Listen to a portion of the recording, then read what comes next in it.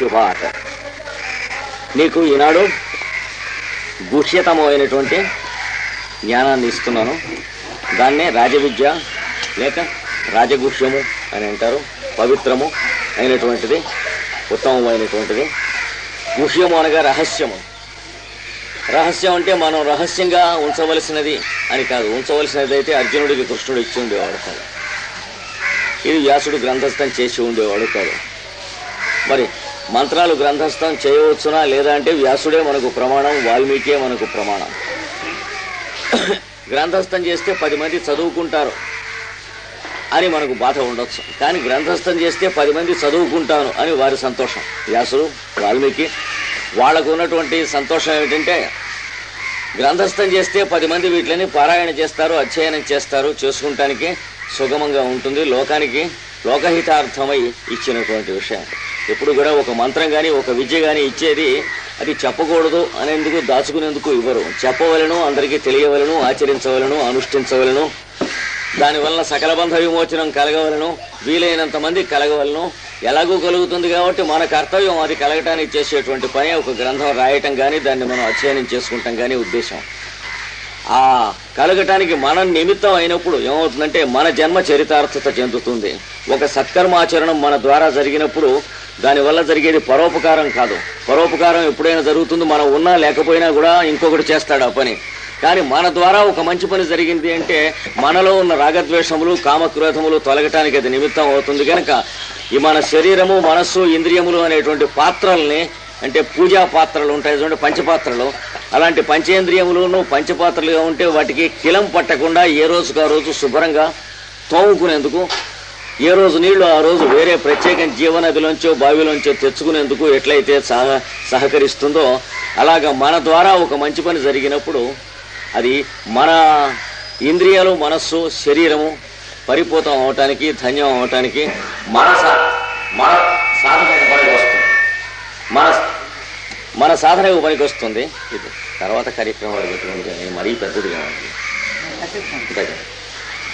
సత్కర్మాచరణం ఎప్పుడు కూడాను ఆచరించేవాడి సాధన కోసమే కానీ లోకోపకారం కోసం కాదు. లోకోపకారం భగవంతుడు సంకల్పించింది, అది నిరంతరం జరుగుతూనే ఉంటుంది. అది ఎవరు ఆచరించినా ఎవరు ఆచరించకపోయినా ఆగదు. ఎందుకంటే ఆచరించేవాడి రూపంలో భగవంతుడు ఎప్పుడు కూడా హృదయంలోంచి సంకల్పం ఎవడో ఒకటి కలిగిస్తూ ఉంటాడు, దానివల్ల కలుగుతూ ఉంటుంది. ఇదిగో ఇలాంటి సత్కార్యాచరణలు ఎలా అయితే వీరు సంకల్పించి పెట్టారో 10 చోట్ల ఈ సత్కార్యం జరగాలి, ఈ సత్కర్మ జరగాలి అని ప్రారంభించేటువంటి వాళ్ళ రూపంలో భగవంతుడు ఎప్పుడూ తాను వ్యక్తం అవుతూనే ఉంటాడు. కనుక అది కూడా మనం రాజవిద్య, రాజగుహ్యం ప్రారంభింపబోయే ముందు గుర్తుంచుకోవాలి. ఎప్పుడు కూడా పరోపకారానికి సంబంధించిన ఒక సత్కర్మ ఆచరణ జరిగిందంటే ఆచరిస్తున్నవాడు ఉద్ధరింపబడతాడు తప్ప దానివల్ల లోకం ఉద్ధరింపబడుతుంది అనేటువంటిది మాత్రం చాలా అజ్ఞానం. లోకం భగవంతుడు వీడి ద్వారా చేసే పని వల్ల ఉద్ధరింపబడుతుంది, కానీ వీడు చేసిన పరోపకారం వల్ల ఉద్ధరింపబడదు. ఈ రెండును మనకు సంప్రదాయంలో పెద్దలు చెబుతారు. కనుక ఈ రాజవిద్య, రాజగుహ్యం, గుహ్యం అంటే రహస్యమే అని అర్థం. అంటే మనం దాచండి అని అర్థం కాదు. ఎన్ని మాటలు చెప్పుకున్నా, ధ్యానం చేసినా అది లోపల గుహలో ఉంటూ ఉంటుంది. ఎంతకాలం ధ్యానం చేస్తూ ఉంటామో అంతకాలం మనం దాని యందు ఉంటాం. ఎప్పుడు ధ్యానం చేయమో అప్పుడు ఇతరము అనేటువంటి అజ్ఞానము నందు ఉంటాం. భగవంతుని కన్నా ఇతరముగా మనకు కనిపించేటువంటిదంతా మన కంటి చూపులో ఉన్నటువంటి దోషం కనుక అజ్ఞానం. చూచేటువంటి వాడు, చూడబడేటువంటి ప్రపంచంలో కనిపిస్తున్నటువంటి జీవులు, వాళ్ళ పేర్లు, వాళ్ళ ఆకారాలు, వాళ్ళకి మనకి ఉన్నటువంటి సంబంధాలు, అంటే మనకు ఇష్టం ఉండటం, ఇష్టం లేకపోవటం కానీ, మనవాడు పైవాడని కానీ, వీడు మంచివాడు చెడ్డవాడని కానీ మొదలైన అభిప్రాయాలు, ఇవన్నీ మన దృష్టిలో ఉండేటువంటి అసత్య సంకల్పములే కానీ అవతల వ్యక్తుల యందు ఉన్నటువంటివి కావు అనేది కొంచెం మెల్లిగా తెలుస్తుంది ఈ సాధన చేసిన తర్వాత. అందుకని ఎప్పుడు కూడా సాధన చేస్తూ ఉన్నంతసేపు అందరిలోనూ ఉన్నటువంటి అంతర్యామి అయినటువంటి ఆత్మగా జీవిస్తాం. సాధన నిలిపివేయగానే సాధన కంటే వేరు జీవితం ఉన్నది అని మనం నమ్ముతూ ఉన్నంతకాలం కూడాను తదితరమైనటువంటి జీవితంలోకి వస్తూ ఉంటాం.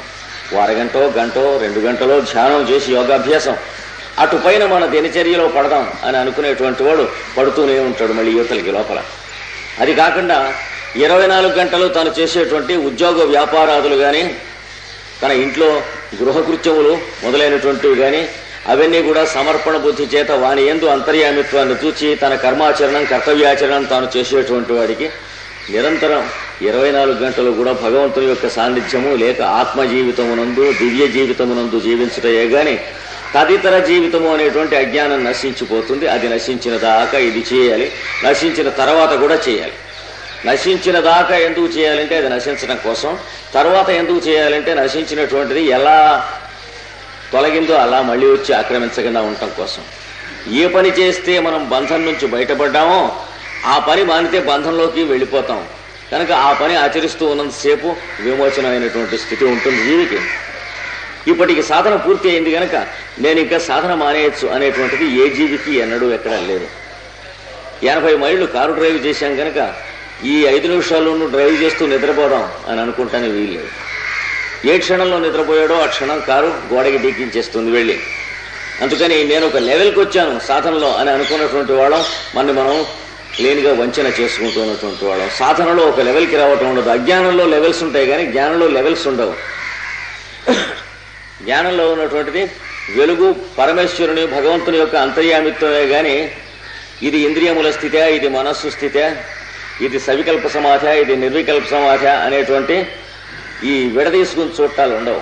ఎప్పుడైతే మనకు వచ్చినటువంటిది సవికల్ప సమాధి నిర్వికల్ప సమాధి అనే ప్రశ్న ఉన్నదో మనకు సమాధి అనే స్థితి చాలా దూరంగా ఉన్నాం. లేకపోతే ఈ ప్రశ్న పుట్టడానికి సంబంధించిన మనస్సు ఉండేది కాదు. ప్రశ్న ఎప్పుడైతే పుట్టిందో అది మన మనస్సు ప్రశ్నలు పుట్టే స్థితిలోనే ఉంది కానీ సమాధి స్థితికి రాలేదు అని స్పష్టంగా తెలుస్తుంది. అది కాక ఎప్పుడైతే అంతర్యామిత్వంలో నిష్ఠ పొందిందో, స్థిరత్వం పొందిందో, మనస్సు నిశ్చలత్వం పొందిందో కనిపిస్తున్నటువంటి జీవరాశులలో అనేక లోపాలు ఉంటూ ఉన్నట్లుగా కనిపిస్తాయి మన అజ్ఞానం చేత. అవి మన యందు కూడా ఉంటాయి. ఆ లోపాలు కాకుండా మనకు కనిపించేది వాళ్ళలో ఉన్న అంతర్యామి మనకు కనిపించినప్పుడు వాళ్ళ లోపాల మీదకి దృష్టి వెళ్ళకుండా వాళ్ళ ఏడల మన కర్తవ్యం ఏమిటో ఆ దృష్టి ఉంటుంది. ఆ కర్తవ్యమే దైవం ఏడల మనం ఆచరించేటువంటి పూజాక్రమంగా మనకు తెలుస్తుంది. అర్చన పూజన మొదలైనటువంటివన్నీ కూడాను పరమావధి మన చుట్టూ ఉన్నటువంటి జీవరాశుల ఏడల మనం చేసేటువంటి కర్తవ్యమే. అంటే పిల్లవాళ్ళుగా వాడు కనిపిస్తే ఇంట్లో ఉన్నటువంటి పిల్లవాడు బాలరాముడుగానో బాలకృష్ణుడుగానో కనిపించి వాడికి మనం ఆచరించవలసినటువంటి స్నాన సంధ్యాది అనుష్ఠానములు, క్రమశిక్షణము, విద్య మొదలైనవి నేర్పడం, వాడికి వివాహం చేయటం ఇదంతా కూడాను రాముని షోడశోపచార పూజతో ప్రతిదినము సేవించుటే అయినటువంటి వాడికి సాధన సామర్థ్యం సమర్థతను పొందుతుంది. దాని అర్థం సరిపోతుంది. అప్పుడు రాజవిద్య రాజవిషయం అనేటువంటిది పరిపూర్ణం అవుతుంది. లేక మన అనుష్ఠానం మనం చేసుకుని మన గదిలోంచి చేతులకు వచ్చిన తర్వాత ఈ భార్య పిల్లలు అనేటువంటి ఈ లంపట అంటాను చూడండి, అది చూస్తూ ఉన్నామంటే, అది కనిపిస్తూ ఉన్నదంటే మన జరుగుతూ ఉన్నటువంటి సాధన అది సాధన కింద లెక్క కాదు. కనుక సాధనకి పరిపూర్తి వస్తూ ఉన్నటువంటి ఆనాటికి మన సాధనలో సక్రమమైన మార్గాన వెళుతున్నాం అనటానికి నిదర్శనం మనం ధ్యానమో సాధనమో అని అనుకున్నటువంటి గంటో అరగంటో 2 గంటలో అయిన తర్వాత యువతలకు వచ్చి అంతకంటే వేరుగా కనిపిస్తున్న ప్రపంచంలో ఏం చూస్తున్నామో అదే నిదర్శనం. వేరుగా ఉన్న ప్రపంచంలో వేరుగా మనం చూస్తూ ఉన్నప్పుడు మనం చేస్తూ ఉన్నటువంటి సాధనలో మనకు లోపం ఎక్కడో ఉన్నది అని అర్థం. ఈ చూస్తూ ఉన్నటువంటి వాళ్ళందరిలో కూడా మనం ఏ అంతర్యామినైతే ధ్యానము యోగాభ్యాసము సాధన చేయదలుచుకున్నామో ఆ అంతర్యామిని చూడటం, వాని యందు మనం ప్రవర్తించటం, వాళ్ళు ప్రవర్తించిన ప్రవర్తన ఏడల మనం ఎట్లు ప్రవర్తించవలనో ఆ రకంగా ప్రవర్తించటం, ఇదంతా కూడా పూజ కానీ అర్చన కానీ మన కర్తవ్యం కానీ షోడశోపచార పూజ కానీ అయినటువంటి నాడే మన సాధన అని అర్థం. కృష్ణుడుగా చెప్పినా అదే చెప్పాడు, రాముడుగా చెప్పినా అదే చెప్పాడు, బుద్ధుడుగా చెప్పినా అదే చెప్పాడు, క్రీస్తుగా చెప్పినా అదే చెప్పాడు, మాస్టర్ సివివిగా చెప్పినా అదే చెప్పాడు, మైత్రేయులుగా చెప్పినా అదే చెప్పాడు. బండి నడుస్తూ ఉండగానే రిపేరు చేసుకోవాలి అని చెప్పాడు సివివి. అనగా దినచర్య బాహ్య ప్రపంచము కన్నులు తెరిస్తే కనిపించేటువంటి ప్రపంచం అది పగలు, కన్నులు మూస్తే లోపల కనిపించేటువంటి ప్రపంచం రాత్రి. ఇది భగవద్గీతలో చెప్పబడింది. పగటి యందు మనం మేల్కొని ఉంటాం, రాత్రి యందు నిద్రిస్తూ ఉంటాం. యోగాభ్యాసం చేసేవాడు సాధన చేసేవాడు రాత్రి యందు మేల్కొని పగలి యందు నిద్రిస్తూ ఉంటాడు. అంటే ఇంద్రియములు మనస్సు బుద్ధి లోపల కన్నులు మూసుకుంటే కనిపించేటువంటి తానెవడో వాడి యందు మేల్కొని ఉంటాడు. చుట్టుపక్కల ఉన్న ప్రపంచమునందు నిద్రిస్తూ ఉంటాడు. అంటే పనులు ఆచరించడానికి అర్థం కాదు, తను ఆచరించేటువంటి పనులు అవతల ప్రపంచానికి ఎలా అందుతున్నాయి, అవతల ప్రపంచం హర్షిస్తుందా, మెచ్చుకుంటుందా లేదా, తాను ఇవి చేస్తున్నాం అనేటువంటి విషయం గుర్తిస్తుందా, ఇలాంటి వాటి యందు మేల్కొని ఉంటాడు, నిద్రించి ఉంటాడు. అది యోగాభ్యాసం చేసేటువంటి వాడు. వాటి యందు మేల్కొంటే బయటికి లాగేస్తాయి. మనం ఈ 10 సంవత్సరాలు 20 సంవత్సరాలు నేను ప్రపంచానికి జ్ఞానోపదేశం చేశాను, ఏమి లాభం, ప్రపంచం ఇంకా అజ్ఞానంగానే ఉన్నారు అని కనిపించింది అనుకోండి, లాగేస్తుంది బయటికి. మన అంటే ఆ వేచి ఉంటుంది మన ఆ అజ్ఞానం బయటికి లాగేయటానికి. ఎందుకు ఈ ప్రపంచానికి ఎన్ని చెప్పి ఏం లాభం అనిపిస్తుంది. 25 సంవత్సరాలు 30 సంవత్సరాలు సాధన చేశాక మనుగొట్టుకోనా అన్నట్టుగా అయిపోతుంది, మన పని మట్టిలో పడిపోతుంది. అందుకని ఎప్పుడు సాధన చేసినప్పుడు లోపల లోకంలో మేల్కొని ఉండాలి, అంటే రాత్రిపూట, బయట లోకంలో నిద్రిస్తూ ఉండాలి, అంటే పగటిపూట. అనగా మీరందరూ నన్ను గురించి ఏమనుకుంటున్నారు అనేటువంటి దాని యందు నిద్రిస్తూ ఉండాలి, మీ అందరికీ నా దగ్గర నుంచి కర్తవ్యం ఏమిటి అనే దాని యందు మేల్కొని ఉండాలి.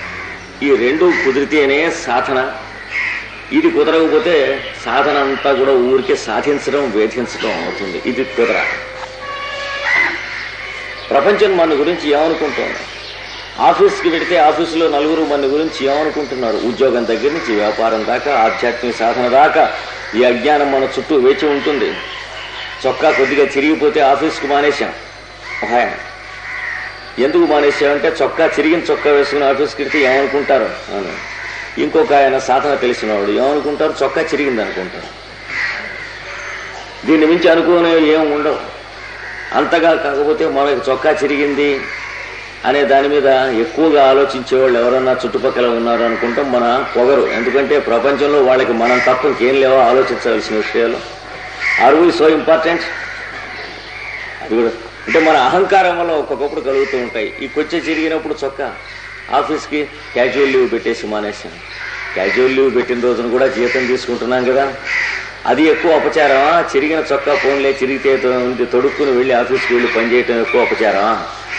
ఇలాగ క్రమంగా మన దినచర్యలో చూసుకుంటూ ఉండాలి. అడుగుకి ప్రతి స్టెప్కి కూడా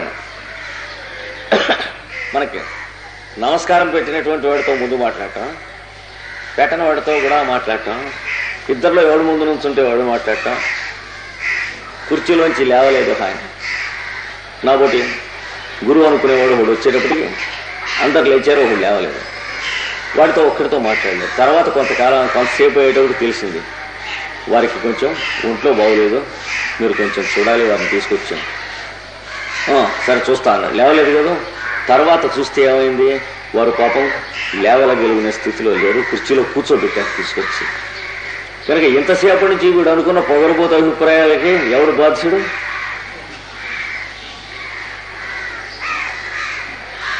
అందుకని ఎప్పుడు కూడా బాహ్య ప్రపంచంలో మనం జీవించుట కాకుండా వాళ్ళందరిలో ఉన్నటువంటి అంతఃప్రపంచంలో జీవించడం. ఈ ఒక్క లోపల ఉన్నటువంటి అంతఃప్రపంచంలోనే జీవించడం కాదు, లోపల ఉన్న ప్రపంచం ఈ ఒక్కచోటే లేదు, అందరిలోనూ ఉన్నది. అంటే మన గదిలో మనం కూర్చుని సాధన చేయుట అన్నది ముందు కొంత చెప్పాడు. ఈ 9 అధ్యాయాల్లో అయిపోయింది అది. కానీ తర్వాత ఏం తెలియాలంటే మనం సాధన చేయటానికి, యోగాభ్యాసం చేయటానికి మనం కట్టించుకున్నటువంటి గదిలో ఉన్న చోటు ఈ గది కట్టక ముందు నుంచి ఉంది. చోటులో గది కట్టాం కానీ గదిలో చోటు కట్టలేదు. అలాగే మిగతా ఇళ్లలో కూడా గదుల్లో ఉన్న చోటు కూడా ఆ ఇళ్ళు కట్టక మునుపు నుంచి ఉంది. ఉంటే ఎవడి గది వాడు చోటులో కట్టుకున్నాడు కానీ ఎవడి చోటు వాడు కట్టుకోలే గదిలో. అంటే మనం కట్టుకునేవి గదులు, చివరికి పడిపోయేవి గదులు, అంతకు ముందు నుంచి ఉన్నది చోటు, తర్వాత కూడా ఉండేది చోటు. ఈ మార్పు రావాలి మన దృష్టిలో. అందుకని ఈ శరీరములే గదులు అనుకుందాం. దీంట్లో లోపల మనకు కావలసిన సదుపాయమైన గదిలో చక్కగా ప్రేయర్ అవి బాగుండేట్టు మన ధ్యాన మందిరము, భగవంతుని యొక్క పీఠము, అక్కడ అగరొత్తులు, అగ్గిపెట్టె, దీపం, సెమ్మె ఇవన్నీ పెట్టుకుని ఆ లోపలికి వెళితే మనస్సుకి ఏమీ డిస్టర్బెన్స్ ఉండదు అనేటువంటి భ్రాంతితో లోపలికి వెళ్ళి ప్రేయర్లో కూర్చుందాం, పూజలో కూర్చుందాం అని అనుకుంటాం. తీరా అక్కడికి వెళ్ళి కూర్చునేటప్పటికి అగరొత్తులు వెలిగించేందుకు అగ్గిపెట్టె కనిపించదు. అప్పుడు భార్య మీద ఒళ్ళు మండిపోతుంది. ఎన్నేళ్ళయింది కాపురానికి వచ్చి, ఈవిడికి మాత్రం తెలియదు. ఎందుకు వీళ్ళంతాను? అందుకే భార్య పిల్లలంటే సంసారం ఉన్నారు, ఇట్లాంటివన్నీ గుర్తొస్తాయి. అంటే ప్రేయర్ రూమ్లోకి వెళ్ళి మనం చేస్తున్న సాధన ఏమిటి? అప్పుడు పిలిచి, నువ్వు బుద్ధి ఉందా లేదా, ఇది అందరిలోనూ ఉన్న అంతర్యామిలో ఒక భాగమైన భార్యలో ఉన్న అంతర్యామిని మనం అడుగుతున్నావు, నువ్వు బుద్ధి ఉందే లేదా, రోజు చూస్తున్నావు కదా, ఏం చెప్పాం, అగ్గిపెట్టి ఇక్కడ పెట్టక్కర్లేదా, ఎందుకు పెట్టాలి, మనలో మాట, మనం సాధన చేసుకోకపోతే ప్రపంచంలో ఎవరికి కొంప మునిగిపోయింది, మనం ప్రేయర్ చేసుకోకపోతే ప్రపంచానికి ఏమన్నా నష్టమా అని గుర్తుండాలి. మన కోసం మనం చేసుకుంటున్నాం, కానీ ఈ లోకాన్ని ఉద్ధరించడం కోసం మనం ప్రేయర్ చేయకపోతే పిడుగులు పడవు కదా. అందుకని ఎప్పుడు అందరి లోపల ఉన్నటువంటి గుహ్యం అంటే నిహితం గుహాయాం అన్నది వేదంలో, గుహలో ఉన్నది ఎప్పుడు కూడాను. ఎన్ని మాటలు నువ్వు ధ్యానం చేసినా ధ్యానం మానేస్తే ఒకడికొకడు వేరు మనుషులు కనిపిస్తూ ఉంటారు. ధ్యాన దృష్టిలో ఉండి నీ 24 గంటలు ఉన్నటువంటి దినచర్య చేస్తూ ఉంటే ఒకడికొకడు కనిపించడం కాకుండా ఇందరి లోపల ఉన్నటువంటి ఎన్ని గదులలో ఉన్న ఒక చోటు కనిపిస్తుంది. మొదటి 9 అధ్యాయాల్లో ఏదో సమకాయ శిరోగ్రీవంగా కూర్చున్నాం. మరి దిశశ్చ అనవలోకయన్, దిక్కులు చూడొద్దు అన్నాడు. చూడకుండా ఇలా మొహం ఇట్టబెట్టాడు. మొహం కాదు, మనస్సుతో కూడా దిక్కులు చూడకుండా ఉండాలి. శరీరంతో దిక్కులు చూడకుండా కన్ను మూసుకుంటే చాలా తేలిక.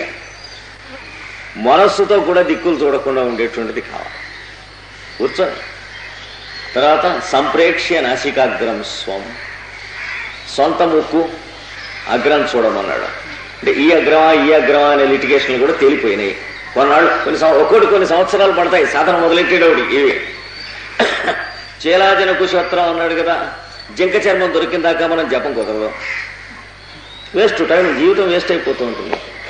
మనలో మాట మనం ధ్యానం చేయాలంటే ఒక జింకను చంపవలసిన అవసరం ఉంటుంది. శుభ్రం కొట్టేస్తుంది, బట్ట వేసుకుని కూర్చున్నాం, ఏం పోయింది.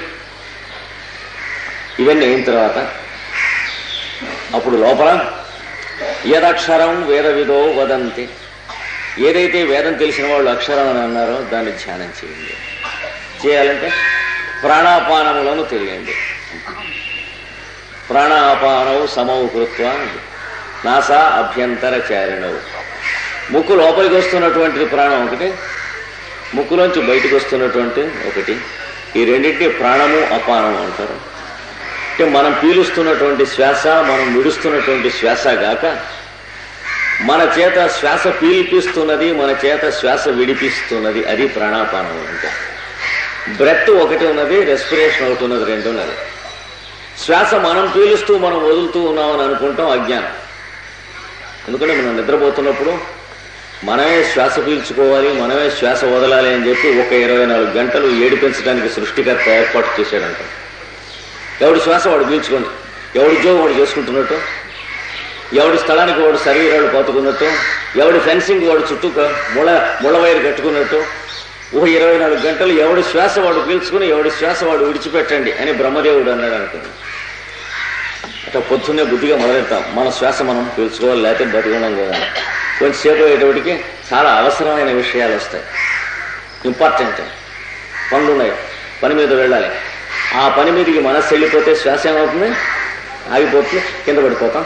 మన అందరినీ శరీరాలు ఏరి ఎవరో అవతల పడేసి వస్తుంది. కనుక శ్వాస మనం పీలుస్తూ ఉన్నది కాదు, మన చేత పీల్పిస్తూ ఉన్నది. మొట్టమొదటిగా ఇది తెలియాలి యోగాభ్యాసంలో. జన్మ మనం తెచ్చుకున్నది కాదు, మనకి ఇవ్వబడినది. మొట్టమొదటిగా ఇది తెలియాలి. మనం పుడదామని అనుకుని ప్రపోజ్ చేసి ఫలానా తల్లిదండ్రులకి ఫలానా రోజున పుడితే బాగుంటుంది, దట్స్ ఆల్ రైట్ అని బస్సు ఎక్కినట్లు పొందినది కాదు ఈ జన్మ అంటే.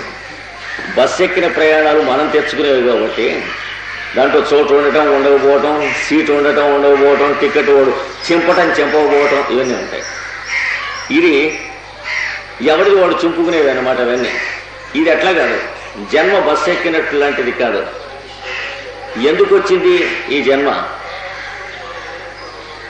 అని ప్రశ్నించేటువంటి వాళ్ళకి జీవితం వ్యర్థమైపోతుంది. అందుకని పెద్దలు ఏం చెప్పారంటే, వచ్చినదేదో వచ్చినది జన్మ, ఈ వచ్చిన దాంట్లో ఇప్పుడు మనం ఆచరించవలసినటువంటి విశేషం ఏంటి. దానికోసం ఈ చుట్టుపక్కల ప్రపంచాన్ని చూస్తే అక్కడ ఉన్నది కనిపించకుండా మనకు కనిపించేది కనిపిస్తూ ఉన్నది, కొంత చికాకు ఉన్నది. ఎందుకంటే దీనికి ఉన్నటువంటి అద్దాలు మొదలైనవి వినేవి, వీటిలలో కొంచెం జీరో ఎర్రర్ అంటే మసకబారటం ఉన్నది, మడ్డి పట్టడం ఉన్నది, మకిల పట్టడం ఉన్నది. ఇది పట్టకుండా ఎప్పటికప్పుడు షాళనం చేసుకుంటూ ఉండాలి. ఉన్నప్పుడు ఎదురుకుండా ఉన్న వస్తువు కనిపించడానికి సాధన కనిపిస్తుంది, లేకపోతే మనం చూస్తున్న వస్తువే కనిపిస్తుంది, ఎదురుకుండా ఉన్న వస్తువు కనిపించదు. వారెవరు అంటే మనకు ఎరుగున్న వాళ్ళు ఎరగని వాళ్ళు కనిపిస్తారు, కానీ ఇద్దరిలోనూ ఉన్నటువంటి అంతరాత్మ కనిపించడు కదా. వీరెవరు అంటే వీడు నా కొడుకో వాడి కాదో కనిపిస్తాడు, కానీ ఇద్దరిలోనూ ఉన్నటువంటి అంతరాత్మ కనిపించడు కదా. ఈమె ఎవరు అంటే నా భార్య, ఆమె నా తల్లి అనేటువంటి నేను పెట్టుకున్నటువంటి వాళ్ళు పెట్టుకున్నటువంటి సంబంధములు, ఆ పేర్లు పేర్ల అర్థములు కనిపిస్తాయి, కానీ వాళ్ళ లోపల ఉన్నటువంటి వాళ్ళు కనిపించరు కదా. ఇదంతా కూడా ఈ ఇన్స్ట్రుమెంట్స్ యొక్క జీరో ఎర్రర్ అని చెప్పి తెలుసుకోవాలి. దాని దగ్గర నుంచి లోపల ఉన్నటువంటి అంతర్యామి యందు మనం జీవించుట అనేటువంటి స్థితికి రావాలి. సాధన మొత్తానికి వారు పెద్దలు చెప్పినటువంటి అవతారమూర్తులు మనకు ప్రసాదించినటువంటి పరమావధి ఇదే. కనుక ఈ మొదటి 8 అధ్యాయాల్లో ఇచ్చినటువంటి సాధనలో కనులు మూసు, ఇంద్రియాలు ఒక చోటికి తీసుకురా, మనస్సు ఒక చోట నిలబడేట్టుగా చేయి. మనస్సును నిలబెట్టు అనలే, ఏం చేస్తే అది నిలబడుతుందో అది చేయమన్నారు. పెద్దలు చెప్పిన యోగ సాధనకి మిగిలిన వేరువేరుగా ఎవడి యోగం వాడు అని పెట్టుకున్నట్లుగా ఉన్నటువంటి many types of yoga, many schools of thought అంటారు. వాటికి తేడా ఏమిటంటే మనస్సును ఒక చోట నిలబెట్టడానికి ప్రయత్నం చేసేవి మార్గములు, వ్యర్థములు. వ్యర్థములు మనో దుర్నిగ్రహం చల, నిగ్రహింపడం కష్టం. ఏం చేయాలి? ఏం చేస్తే వాడు ఒక చోట నిలబడతాడో అది చేయాలి. రాజయోగ మార్గంలో అది ఉంటుంది.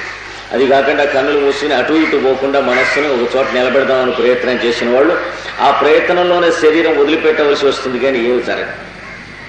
మైండ్ కాన్సన్ట్రేట్ చేయాలండి అంటారు, అవన్నీ ఏం చేయకూడదు. చేస్తే తలనొప్పి వస్తుంది, లేదా నరాలు చికాకు వస్తుంది, లేదా కొంచెం మనస్సుకి ప్రతివాడి మీద చిరాకు పట్టడం, ఇట్లాంటి నర్వస్నెస్ ఇట్లాంటివన్నీ వస్తాయి. మనం చేస్తున్న సాధన వల్ల వచ్చిన నరాలకు వచ్చిన అలసట వల్ల ఇంట్లో ఉన్న వాళ్ళందరి మీద విరుచుకు పట్టడం. ఏమిటి ఈ మార్పు వస్తూ ఉంటే అనుకుంటాడు మనలో ఉన్నటువంటి దోషం అంతా పోయి నరాలు ఓవర్ సెన్సిటివ్ అవుతున్నాయి, ఏ చిన్న లోపం ఉన్నా భరించడం లేదు, ఈ ప్రపంచమేమో లోపాలతో నిండి ఉన్నది, మన ఇన్స్ట్రుమెంట్స్ అన్నీ ఓవర్ సెన్సిటివ్గా అవుతున్నాయి అనుకుని భ్రాంతి పడతాం.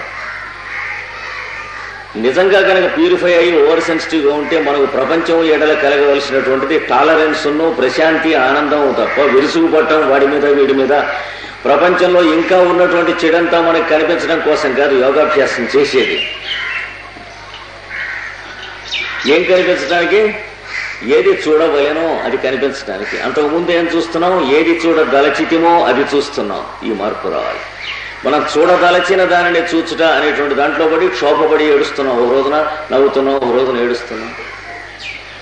చూడవలసినది అక్కడ ఉన్నది చూడాలి, కానీ ఇక్కడ చూడదలిచినది చూడకూడదు. ఒక పుస్తకం మనం చదువుకుంటున్నప్పుడు భగవద్గీత ఏదో ఇందులో మనం అనుకున్నటువంటి ఉత్తమములైన అభిప్రాయములు ఉన్నావా లేవా అని చదువుకుంటే అందులో ఉన్నది ఏం తెలుస్తుంది? అందులో ఉన్న అభిప్రాయాల కోసం మనం చదువుకోవాలి, కానీ అలా ఒక పుస్తకం ఎలా చదువుకోవాలో ప్రపంచాన్ని కూడా చూస్తూ ఉన్నప్పుడు, వ్యక్తుల్ని చూస్తున్నప్పుడు మనం చూడదలిచిన వాళ్ళని చూస్తే మన వాళ్ళు, పరాయి వాళ్ళు, బంధువులు, మిత్రులు, శత్రువులు వీళ్ళంతా కనిపిస్తారు. మన మిత్రులను అనుకున్న వాళ్ళు, పుత్రులను అనుకున్న వాళ్ళు ఎప్పుడన్నా మనల్ని మోసం చేస్తే ఏడుపు వస్తుంది.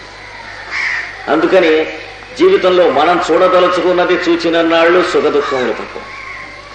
మనం చూడదలుచుకున్న దాని పేరు ఏమంటారు? జగత్ అంటారు. అది మిథ్య అని తెలియాలి. అక్కడ ఉన్నది అందరిలోనూ ఏమంటారు? బ్రహ్మ అంటారు. దాన్నే సత్యం, అది తెలియాలి.